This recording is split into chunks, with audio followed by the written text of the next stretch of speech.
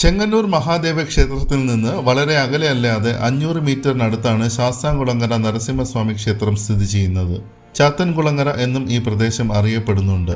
ശാസ്താംകുളങ്ങര പിന്നീട് ചാത്തൻകുളങ്ങരയായി മാറിയിരിക്കാം എന്നാണ് പൊതുവെയുള്ള നിഗമനം. ഏകദേശം 1250 മേൽ വർഷങ്ങളുടെ പഴക്കം ഈ ക്ഷേത്രത്തിനുണ്ടെന്നാണ് കരുതപ്പെടുന്നത്. പുരാവസ്തു വകുപ്പിന്റെ സംരക്ഷണത്തിലുമാണ് ഈ ക്ഷേത്രം. ഇവിടുത്തെ നരസിംഹമൂർത്തിയുടെ സങ്കല്പം ലക്ഷ്മി ദേവിയോടൊപ്പം പ്രഹ്ലാദനെ അനുഗ്രഹിക്കുന്ന രീതിയിലാണ്. തടിയിൽ നിർമ്മിച്ച ശില്പങ്ങൾക്ക് വളരെ പ്രശസ്തമാണ് ഈ ക്ഷേത്രം.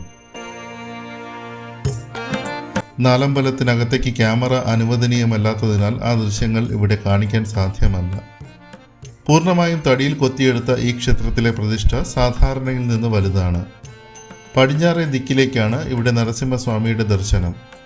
ഇവിടെ നാലമ്പലത്തിലേക്ക് സ്ത്രീകൾക്ക് പ്രവേശനമില്ല.